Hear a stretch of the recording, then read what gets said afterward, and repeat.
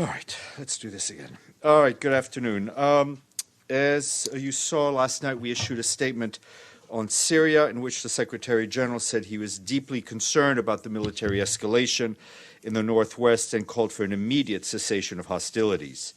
He reminded all parties of their obligations to protect civilians and ensure freedom of movement, and said that sustained, unimpeded, and safe humanitarian access to civilians, including through cross-border modality, must be guaranteed in order to allow the United Nations and its humanitarian partners to continue to carry out their critical work in northern Syria. UNICEF also issued a statement saying that children are bearing the brunt of the intensifying violence. More than 500 children have been injured or killed in the first 9 months of 2019. At least 65 children have been killed or injured in the month of December alone. UNICEF called on all parties to cease hostilities and put children first for once and for all. From the Central African Republic, our humanitarian colleagues estimate that some 2.6 million people in the Central African Republic, over half of the population, need humanitarian assistance in 2020. As of November, nearly 700,000 people were displaced throughout the country, and over 595,000 have taken refuge into neighboring countries. Limited access to agricultural fields due to insecurity impacts 75% of the population of the Central African Republic, which depends on agriculture for their food supply and income. Over 1 million girls and boys of school age will need humanitarian assistance in education in 2020, and approximately 178,000 children will need treatment for acute malnutrition. The humanitarian response plan for the Central African Republic in 2020 requests $401 million to assist 1.6 million people. And from Nigeria, many civilians have reportedly been executed and many others abducted by armed groups yesterday in northern Borno State and on the Damaturu-Biu Road linking Yobe and Borno States. The UN and our humanitarian partners have condemned the violent incidents and are urging Nigerian authorities to do their utmost to prevent further violence and brutality and to protect the civilian population, including aid workers. Over 36,000 people were killed since the beginning of the conflict, about half of them civilians. In 2019, 9 aid workers have reportedly lost their lives while trying to provide life-saving assistance to those who desperately need it in Borno States. The UN and our humanitarian partners in Nigeria remind all armed groups of their duty to protect civilians and call on the general public, including the media, to refrain from sharing any unconfirmed information. As you know, tomorrow we will be closed in observance of Christmas Day, so Merry Christmas to all of you for tomorrow who celebrate it. And as I said last week, we'll not be having noon briefings again until January 3rd, but please visit our website where we will update on a daily basis. And on Thursday, on the 2nd at 3 p.m. at this point, the permanent representative of Vietnam and the President's Security Council for the month of January will be here to brief you on the Council's program of work. That's Thursday, the 2nd at 3 p.m. If that changes, we will let you know.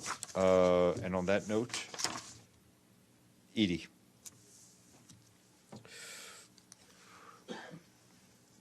Thank you, Steph, and happy holidays to everyone. The North Korean leader Kim Jong-un has promised a Christmas gift. Does the Secretary-General have a message for him on the eve of Christmas? Our message is to the leadership of the Democratic People's Republic of Korea to work for peace and stability on the Korean Peninsula and to resume working-level talks with the United States. Diplomatic engagement is the only pathway to sustainable peace and complete denuclearization and verifiable denuclearization of the Korean Peninsula. Yes, sir. Thank you, Stéphane. Happy holidays, Mayor. Yesterday, a series of rulings were issued by the Kingdom of Saudi Arabia regarding the murder of Jamal Khashoggi.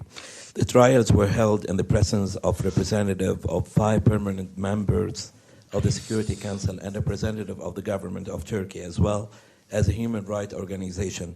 Now the question, what is the position of the United Nations concerning all these measures that the kingdom has taken in dealing with the case? Also, does the UN see that this all reflect the kingdom's keenness to find the truth and to conduct a fair trial regardless of accepting the ruling issued? And what is the position of the United Nations on the trial procedures itself?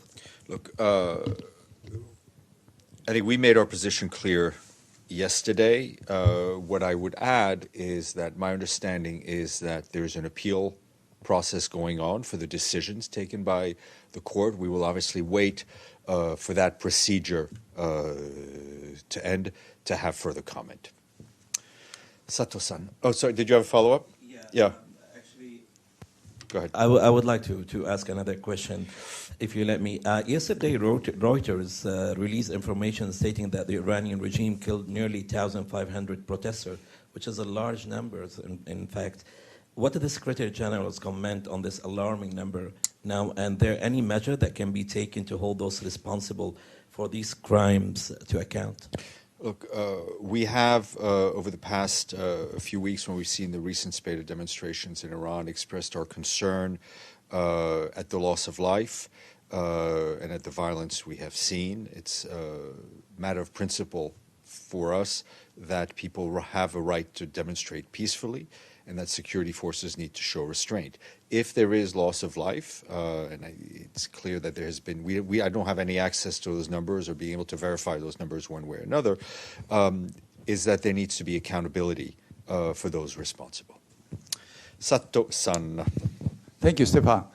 Two questions to you. That one is last week maybe I missed, and I know that you can't say in a word, but how the Secretary General characterize this year.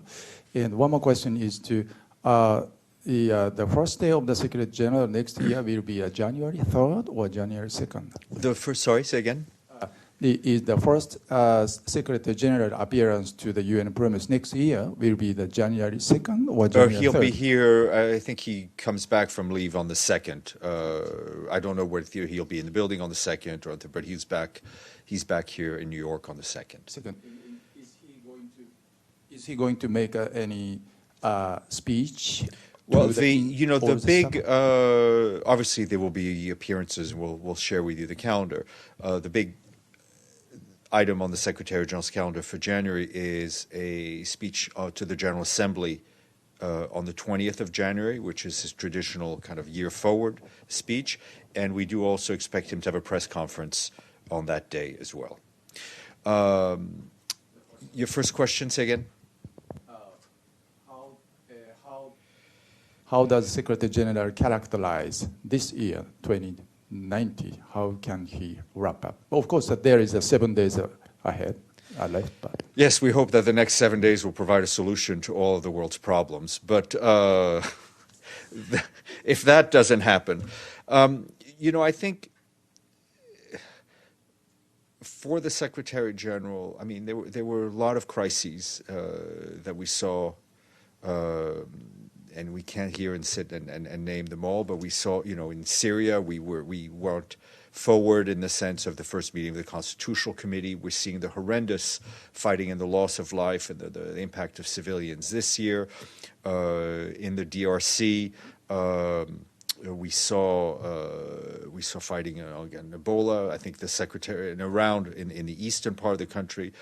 I think the Secretary General, as he said clearly, was very disappointed in the outcome of the climate summit. But I think for him, 2019 was a year of hope in the mobilization that we saw among young people around climate and around other issues. And this drive of young people to make the world better, this drive of young people to keep political leaders accountable, is something that gives him great hope. Thank you. Yes. Stéphane, Merry Christmas. Can you give us a sense of what is going on today in the Fifth Committee and the prospects for adoption of the budget for 2020? What is going on is a lot of discussions. I will not, with my years of experience here, I will not characterize the ongoing discussions until We have a budget. We very much hope that the member states will come to a consensus before the end of the year. Our budget starts on January 1st. We will obviously be there with member states and accompany them and answer their questions until they reach an agreement. Quick follow-up. If nothing happens today, UN close to tomorrow, everybody would back on Thursday? Yes, I mean, we will obviously be there to service whatever meetings member states need to have for the Fifth Committee and then for the adoption of the General Assembly. Yep, Edie. Thank you, Steph. I don't recall that the Secretary General did an end-of-year press conference this year. Might he do a beginning-of-year press conference in? Yes, on the 20th of January.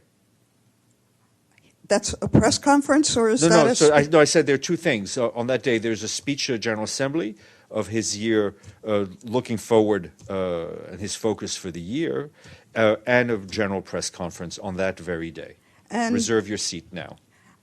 And is there a chance that residents of the third and fourth floor in this building might get a New Year's gift of a restoration of escalator service? There is no stronger advocate within the Secretariat for you to get that gift than your humble servant.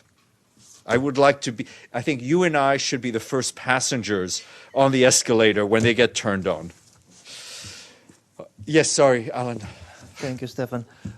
Turkey expressed their readiness to provide a military assistance to Tripoli. So regarding this statement, what's the assessment of the UN of the situation in Libya, how this military involvement of Turkey could affect the situation? Thank you.